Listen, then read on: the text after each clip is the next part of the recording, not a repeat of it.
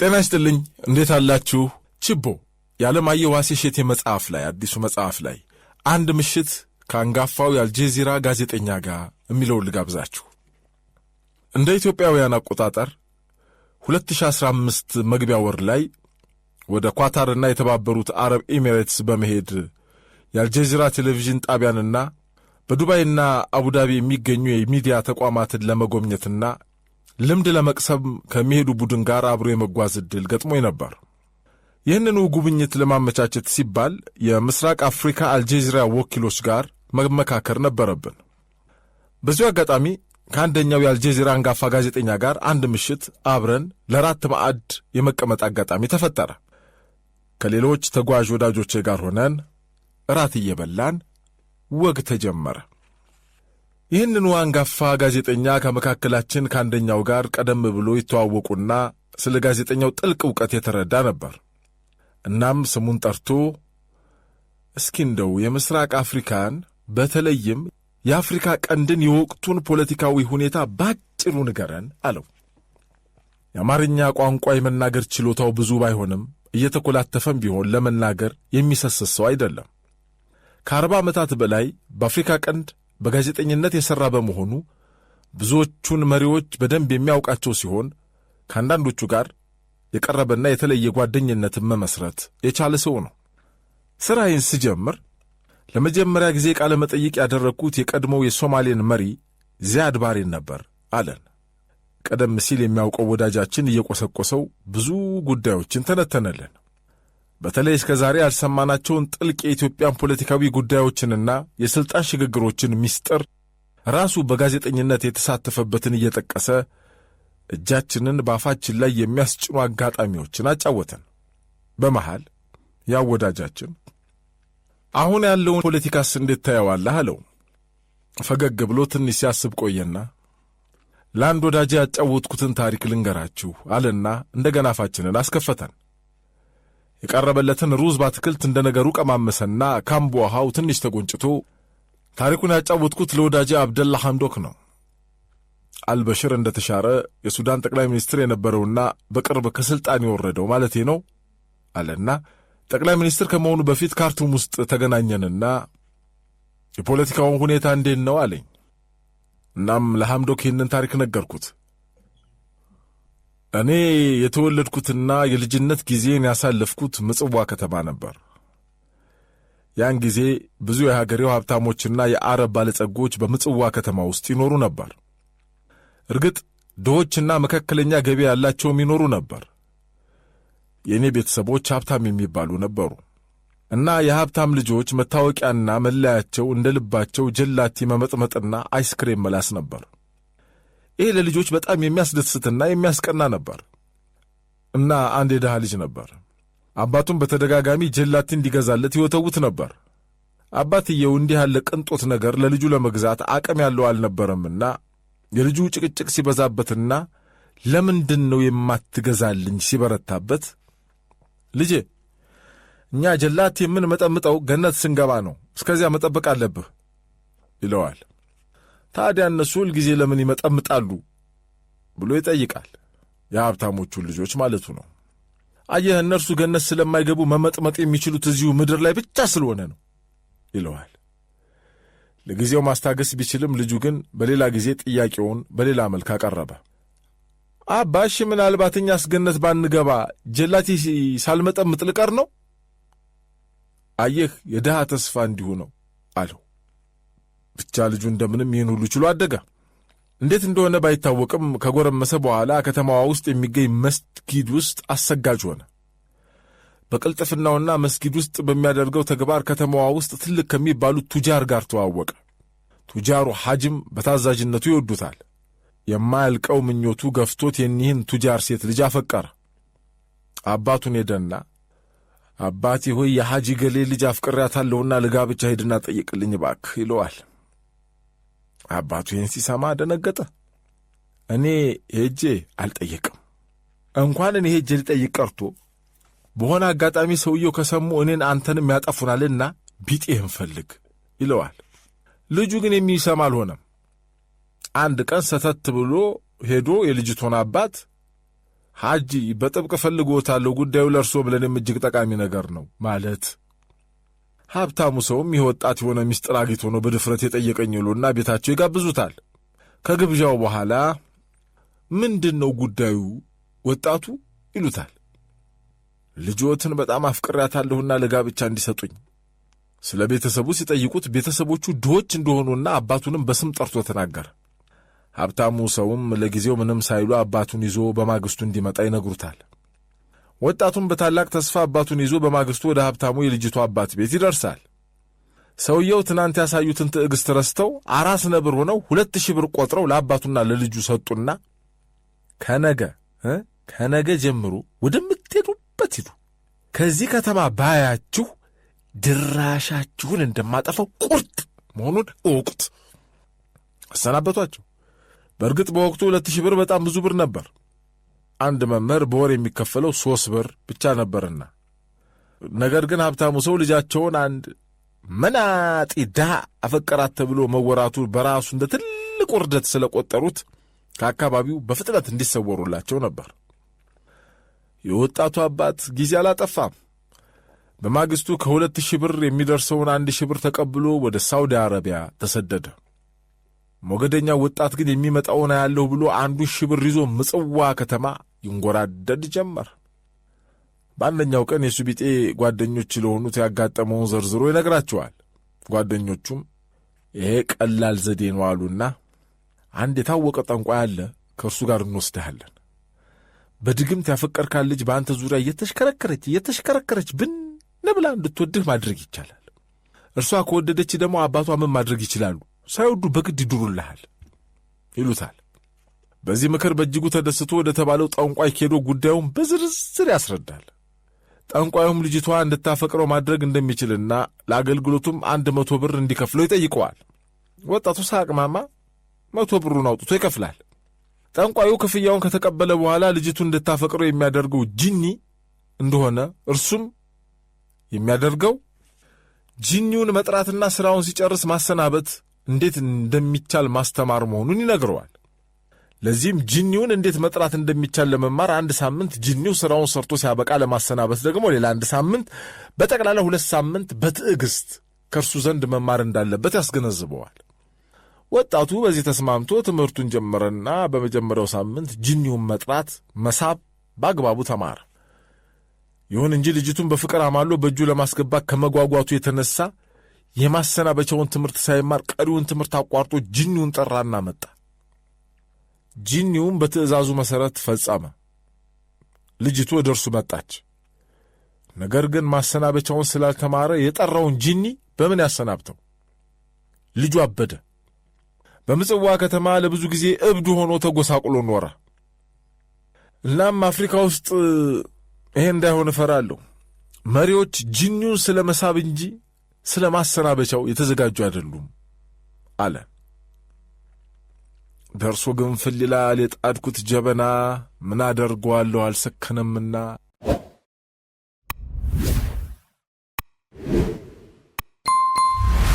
አሁንም ከችቦ መጽሐፍ ላይ ለዛና ቁም ነገር የሚለውን ይሄው። በ2010 ዓመተ ምህረት ለሥራ ጉዳይ ወደ ደቡብ አፍሪካ በቀናሁበት ወቅት ጆሐንስበርግ ከተማ ሳንተን ሲቲ ውስጥ ጋርደን ኮርት የሚባል ሆቴል ቁጭ ብዬ የምጠብቀው ሰው እስኪመጣ የዕለቱን ጋዜጦች አገላብጣለሁ። አንደኛው ጋዜጣ የዜናው ርዕስ በትልቁ ጂሰስ ሃዝ ካም ፎር ዙማ ይላል። እንዲያው ይሄ ስም መጫወቻ ሆነ አይደል ብዬ አለፍኩት። ከሌላኛው ጋዜጣ በተመሳሳይ እንዲህ የሚል ርዕስ አየሁ። ጂሰስ ሃዝ ኦልሬዲ አራይቭድ ኢን ጆሐንስበርግ ኤንድ ፕሪቶሪያ። ኢየሱስ ጆሐንስበርግና ፕሪቶሪያ ደርሷል ይላል። ደግሞ እንዴት ያለ እብድ ፓስተር ነው ባይመጣ ይሆን ብዬ ጉዳዩን ለመረዳት ማንበብ ቀጠልኩ። ጉዳዩ ግን የትንቢት ወይም የፈውስ ወይም የተአምራት በአጠቃላይ የሃይማኖት ጉዳይ በፍጹም አልነበረም። ይልቁንም ስለ ምርጫ ውጤት ነበር የሚያወራው። ምርጫው የአካባቢ ምርጫ ሲሆን የኔልሰን ማንዴላ ፓርቲ ኤኤንሲ በውጤቱም በምርጫው መሸነፉን ያትታል። ነገሩ ትንሽ ግር አለኝና የሄድኩበት ጉዳይ ዋና አስተባባሪና አስጎብኚ እስኪመጣ በጉጉት ጠበቅኩ።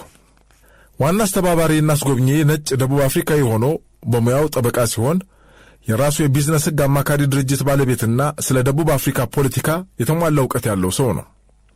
እንዲመጣ ጋዜጦቹን አሳይቼ የበለጠ እንዲያብራራልኝ ጠየቅኩት።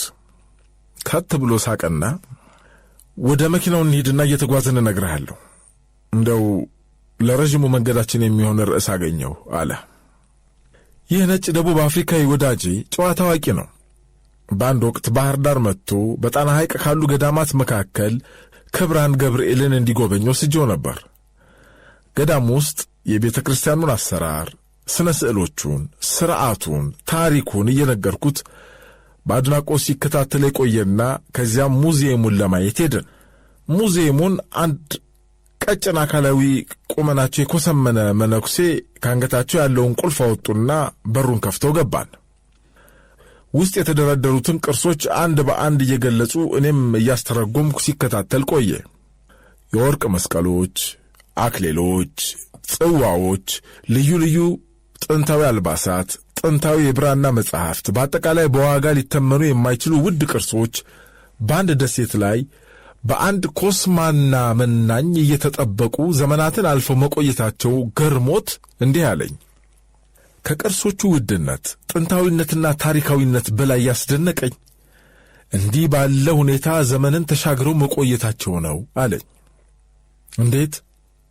የመነኮሳቱን ንጽሕና ብቻ ሳይሆን የአካባቢውን ሕዝብ ጨዋነት፣ በአጠቃላይ የኢትዮጵያውያንን ታማኝነት ለመግለጽ ይከብዳል አለና ይህ ስፍራ ደቡብ አፍሪካ ቢሆን ኖሮ እነዚህን ውድ ቅርሶች ለማቆየት በመጀመሪያ ይህ ሙዚየም በከፍተኛ የካሜራ እይታና ውስብስብ የኤሌክትሪክ በሮችና የኮድ የሚከፈቱ መደርደሪያዎችና ካዝናዎች መዘጋጀት ይኖርበት ነበር።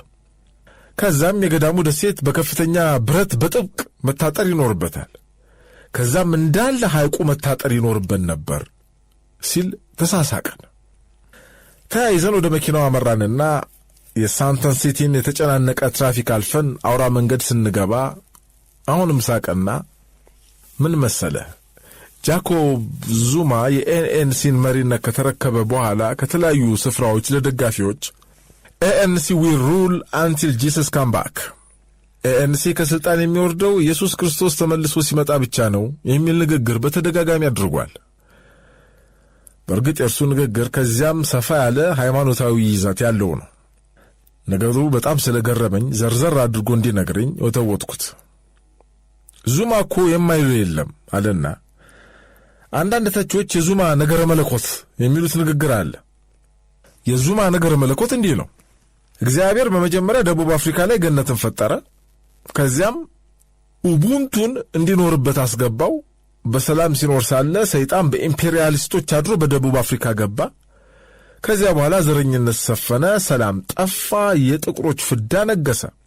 ከብዙ መከራ በኋላ ኤኤንሲ ተወለደና ደቡብ አፍሪካን ከባርነት ነጻ ወጣት። እናም ኢየሱስ እስኪመጣ ድረስ ኤኤንሲ ደቡብ አፍሪካ ያስተዳድራል የሚል ነው አለ። እርግጥ ከወደ መጀመሪያው አካባቢ ጥሩና ትክክል ንግግር ይመስላል አልኩት። ኮሎኒያሊስቶች በብዙ ሀገራት በራስ መተማመንን፣ እውነተኛ የሰላም ምንጭ የሆኑ አገር በቀል ዕውቀቶችን አጥፍተዋል። በነባር ወንድማማች ሕዝብ መካከል መጠራጠርን የሚፈጥር ክፉ ዘር ዘርተዋል። የዘረኝነትን ፈንጅ በየሀገሩ አጥምደው ወጥተዋል። እስካሁን ድረስ በየሀገሩ ላሉ የውስጥ ቀውሶች ምክንያቱ ቢጠና ኮሎኒያሊስቶች የቀመሙት መርዝ መሆኑ አሊ የሚባል አይደለም አልኩት። ሐሳቤን እርሱም የሚስማማበት መሆኑን ገለጸልኝና ችግሩ ዙማ ራሱ ለኤኤንሲ ችግር መሆኑ ነው አለኝ። እንዴት? የማንዴላን ፓርቲ በሙስና ሴቶችን በመድፈርና በብዙ የሞራል ብልሽት እየበከለው መሆኑ ነው። ወደ ጋዜጣው ዘገባ ልምጣልህና ዙማ በተደጋጋሚ ኤኤንሲ ከስልጣን የሚወርደው ኢየሱስ ሲመጣ ብቻ ነው ያለውን ይዘው ፕሪቶሪያና ጆሐንስበርግ ውስጥ በአካባቢው ምርጫ ኤኤንሲ በመሸነፉ ጋዜጦች ኢየሱስ ጆሐንስበርግና ፕሪቶሪያ ደርሷል በማለት የጻፉት ለስላቅ ነው አለኝ። ስላቁ ሲገባኝ ከትብዬ ሳኩ። የቆየው ነገሩን ሳብላላው ሁለት ነገሮች አይምሮዬን ሰቅዘው ያዙት፣ የዙማ ንግግርና የጋዜጠኞቹ አገላለጽ። ጃኮብ ዙማ ኤኤንሲ ከስልጣን የሚወርደው ኢየሱስ ሲመጣ ነው ወይም ኤኤንሲ ኢየሱስ እስኪመጣ ይገዛል የሚለው ንግግር አፍሪካ ውስጥ ባሉ ፖለቲከኞችና መሪዎች አይምሮ የበቀለ ካንሰር ይመስላል። ግለሰቦች፣ ፓርቲዎችና ድርጅቶች በአንድ ወቅት ለሕዝባቸው መልካም ነገር ሰርተው ይሆናል። ኤኤንሲም በመራራ ትግል ደቡብ አፍሪካን ወደ እኩልነትና ነጻነት አድርሷታል። በተለይ ጥቁሮችን ለነጻነት ማብቃቱ ትውልድና ታሪክ የማይዘነጋው ነው። ይሁን እንጂ በዚህ ውለታው ዘላለም መግዛት አለበት ብሎ ማሰብ ጤነኝነት አይደለም። ትውልድ ይለወጣል፣ ህብረተሰብ ያድጋል፣ አዲስ ፍላጎት፣ አዲስ ተስፋ፣ አዲስ አስተሳሰብ ይመጣል። የወደፊቱን ትውልድ በማይበጠስ የኋላ ገመድ አስሮ ለማስቀመጥ መሞከር ተገቢ አይሆንም። በጎ ተግባሩን በታሪክ አስመዝግቦ ጥሩ መሰረት ጥሎ መጪው ትውልድ ሙሉ ነጻነት እንዲኖረው ማስቻል ሲገባ ባልነበረበት ዘመን የተፈጸመውን ውለታ ቆጥሮ አዲሱ ትውልድ በዚያው ሐዲድ ብቻ እንዲጓዝ ማሰብ በሽታ ነው። ነጻነትን የማያቅ ነጻ አውጪ ያስብላል። በብዙ የአፍሪካ ሀገራት በጸረ ኮሎኒያሊዝም ትግል ትልቅ ተጋድሎ የነበራቸው ስመጥር ጀግኖች በዚህ ካንሰር ተጠቅተው ስልጣንን የሙጥኝ እንዳሉ በጠመንጃ ተገፍትረው በጎ ታሪካቸው ጥላሸት ተቀብቶ ወደ መቃብር ወርደዋል። አሁንም ድረስ የሚንገታገቱት አሉ። ሕዝባቸውን አስተባብረው በጀግንነት ነጻነት ያጎናጸፉ ድርጅቶች እንደ ነጻነት ተጋድሎ የኢኮኖሚ ብልጽግና ለማምጣት ለዲሞክራሲ ግንባታ ብቁ ላይሆኑ ይችላሉ። በአንድ ዘመንና በአንድ ተልእኮ ውጤታማ ስለተሆነ በሁሉም ዘመን በሁሉም መስክ እኔ ብቻ ማለት ጀብደኝነት አይሆንም ሲባሉ ሊሰሙ አይፈቅዱም። ከእንደዚህ ያሉ ድርጅቶችና መሪዎች ጋር ውይይትና ድርድር አይቻልም። ሁሌ ጽንፍ ላይ፣ ሁሌ የሰላ ጫፍ ላይ ራሳቸውን ያስቀምጣሉ። ወይ ወዳጅ ነህ አሊያ ጠላቴ ነህ። ከመካከል ያለ ነገር በእነርሱ ዘንድ የለም። የአሜሪካ ሕገ መንግሥት 27 ጊዜ ተሻሽሏል። የመጀመሪያዎቹ ሰዎች አላዋቂ ስለሆኑ አይደለም፣ ከኋላ እጅግ የሰለጠነ ትውልድ ከሰለጠነ ዘመን ከአዲስ ፍላጎት ጋር ስለሚመጣ እንጂ። እንደዚህ ያሉ ጽንፍ የረገጡ ነገሮችንና አቋማቸው የሚያመለክቱት ቆራጥነታችንንና የዓላማ ጽናታችንን ሳይሆን ግትርነትንና ቆሞ ቀርነትን ነው። አብዮታዊት ኢትዮጵያ ወይ ሞት! ሶሻሊዝምን በአዳህሪያን ኃይሎች መቃብር ላይ እንገነባለን። ነፍጠኞችን አርቀን እንቀብራቸዋለን። ጠባቦችና ትምክህተኞችን እንደመስሳቸዋለን። እነዚህ ተስፋን በሌሎች ሞትና መጥፋት ለማንጠልጠል የፈለጉ ሁሉ ዛሬም የሉም። አቋማችንን ለምን ከሞትና መቃብር ጋር እንደምናገናኘው አይገባኝም። በጎ የመሰለንን ሐሳብ እናራምድ። የእኛ ብቻ ሳይሆን ሌሎችም ሐሳቦች እንዳሏቸው እንረዳ። በነጻ ውይይት ለሕዝብ ሐሳባችንን እንስጥ፣ እንሸጥ። ሉዓላዊ ሕዝብ የወደደውን እንዲመርጥ ዕድል እንስጥ። የመረጠውን ለመቀበል እንዘጋጅ። በንግግሮቻችን እልህ የሚያስይዙ እብሪት፣ ብሽሽቅ፣ ትዕቢት፣ ውረድን ወረደ ምንድን ነው እነዚህ የሚያስብሉ ካፈርኳ የመልሴ ስሜት የሚፈጥሩ ይዘት እንዳይኖራቸው መጠንቀቅ የበሳል ፖለቲከኛ ቀዳሚ ተግባር ይመስለኛል። ሌሎችን ሰብሮ በመጣል ሳይሆን በሐሳብ ብልጫ ለማሸነፍ ራሳችንን ማዘጋጀት። ነገ ዛሬ አይደለም፣ ነገ ሌላ ቀን ነው። የጃኮብ ዙማ ንግግር ለትውልድ ዕድል የማይሰጥ ነው። አንድ ፖሊሲ ብቻ ይዘን ሀገርን ለረጅም ዘመን ለመምራት ማሰብ እንዴት ያለ የፖለቲካ ድህነት ይሆን?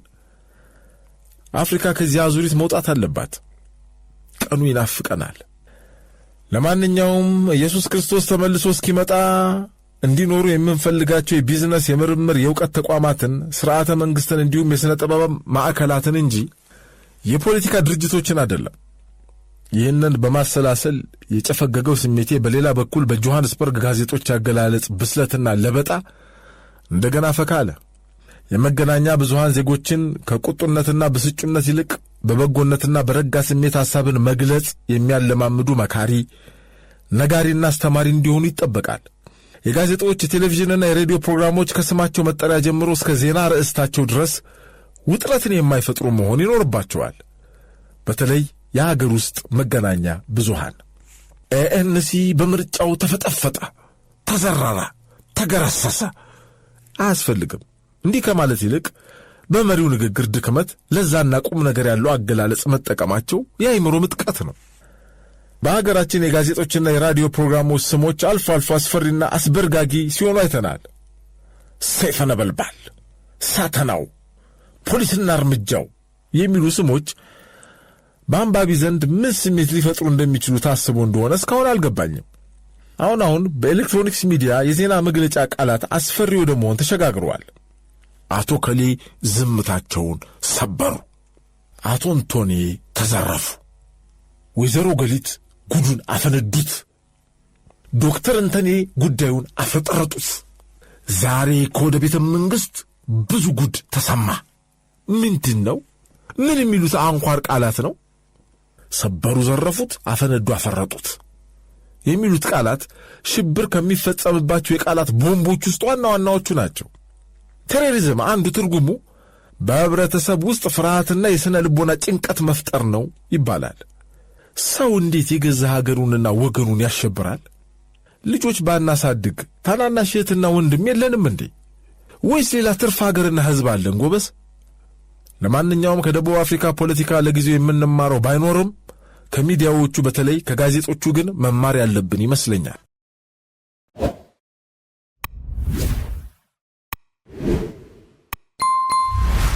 አራት አይናዎች ከተሰኘው የተስፋዬ ብርሃኑ መጽሐፍ ላይ ጌታው ሼክ ሁሴን ጅብሪል የሚለውን ልጋብዛችሁ።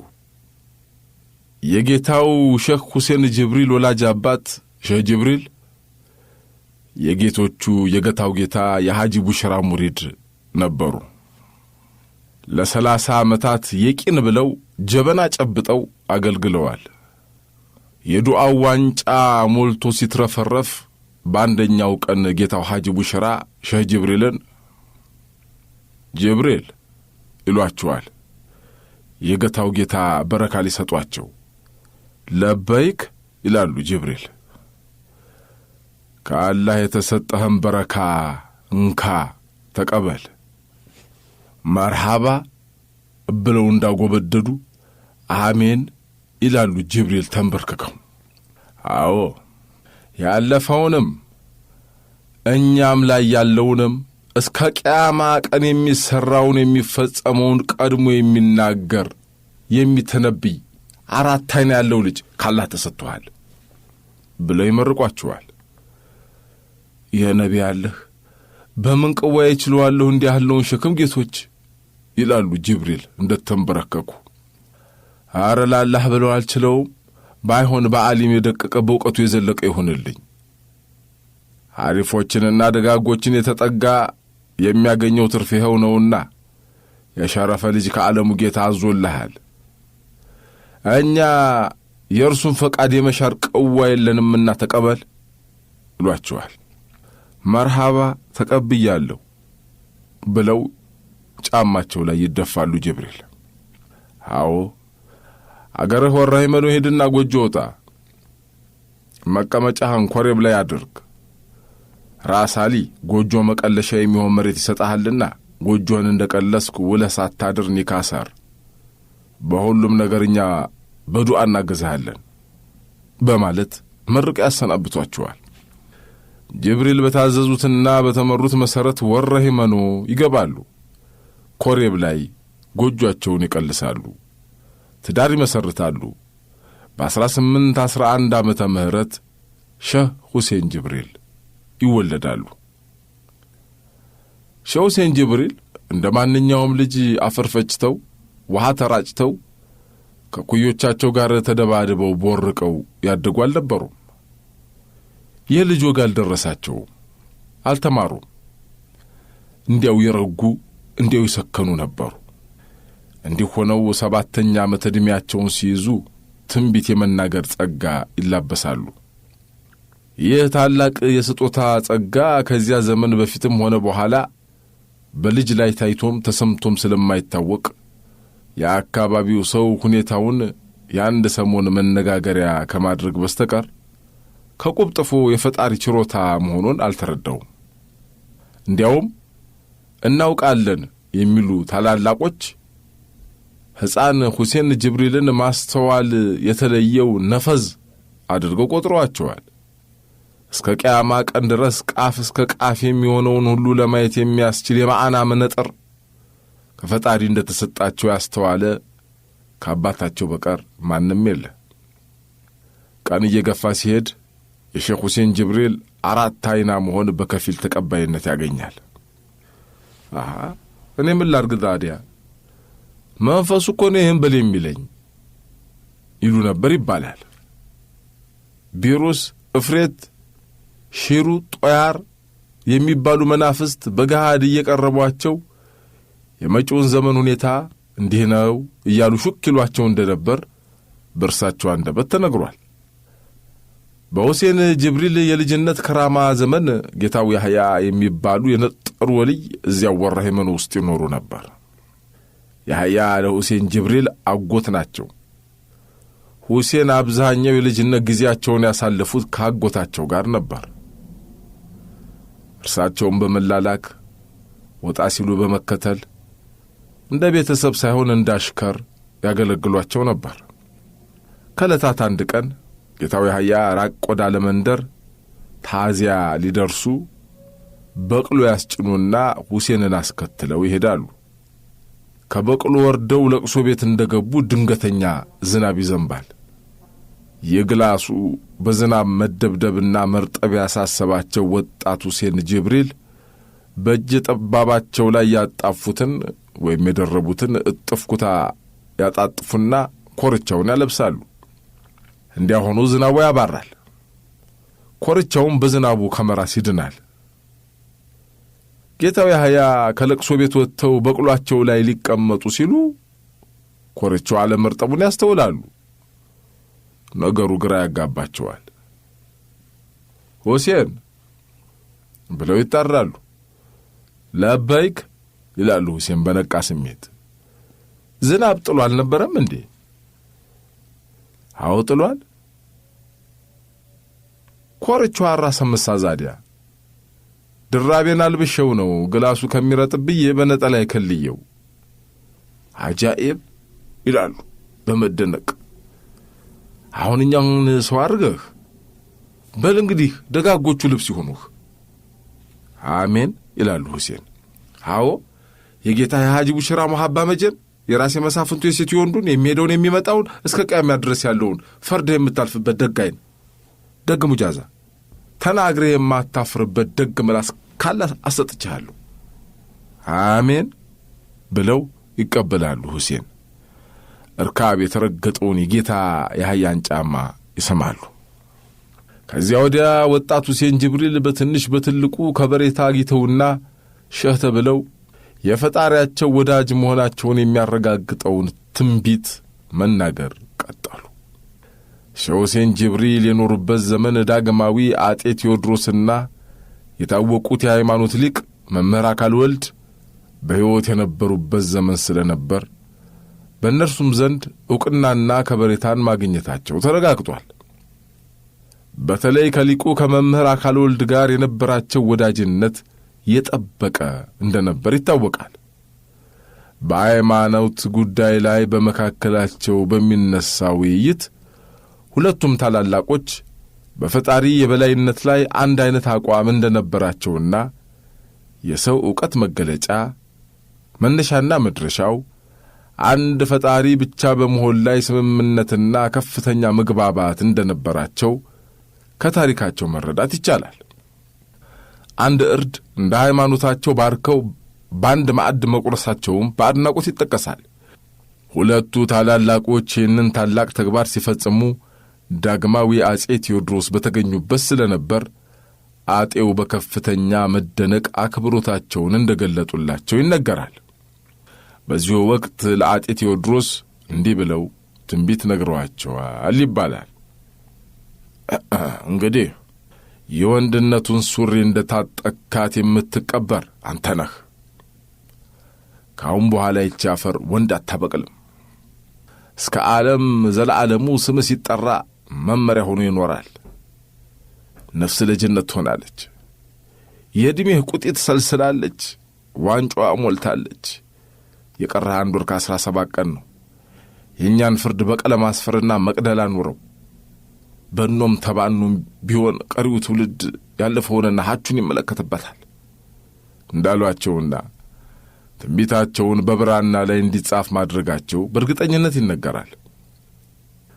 ከአጼ ቴዎድሮስ ረፍት በኋላ እስከ 1908 ድረስ ባሉት ዓመታት ውስጥ ሼህ ሁሴን ጅብሪል ፈጣሪ ያደላቸውን ታላቅ የትንቢተኝነት ተሰጥኦ ሙሐመድ ኑር ኢሳ በተባሉት ሙሪዳቸው አማካኝነት በጽሑፍ እንዲሰፍር በማድረጋቸው እኛ የዚህ ዘመን ትውልዶች ከእርሳቸው ሰፊ የትንቢት ባህር ላይ በጣም ጥቂቱን ጨልፈን እንድናውቅ ጊዜና ዕድል ፈቅዶልናል። ጉድ አጃኢበት! መጪውን ዘመን እኮ አየነው። ይህች ከንቱ ዓለም ሳስቅብኝ እኔ ሳኩባት። ለአዳም ዘር በሙሉ ለወንዱም ለሴትም ላለፉትም ላሉትም ስማቸው እየተዘረዘረ ይነገረኛል። ዋሪዳው ነገሥታቱን ራሱንና መሳፍንቱን ሳይቀር ስማቸውን ጠቅሶ ያስረዳኛል። አይጉድ! አሁን እኮ የዋሽሁ ይመስላችኋል? በልቢ ላይ ነው የምለፈልፈው፣ ውሸት እንዳይመስላችሁ።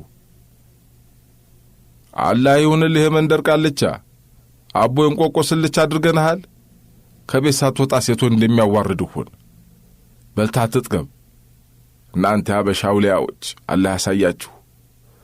በቃልቻ ተንኮል ምክንያት መቀመጫ አጣሁኝ። ስም መጥራት ምን ፋይዳ አለው? ገሌስ አልልም። ጠጅ በጠጣሁ ጫት በቃምኩ ከፍረሃል አለኝ። ተወኝ አልኩት፣ አልተወኝም። እሳት ሰደድኩበታ። መቼም ቢነግሩት የማይሰማ ቢጥዱት የማይበስል ነው። በጣም እንዲበስል የዱዓ እሳት ሰደድኩበታ። ታዲያ በእኔ ላይ ካልመጣ ለሰው ብዬ እንዲህ ያለውን አላረግም፣ ወላሂ አላረግም።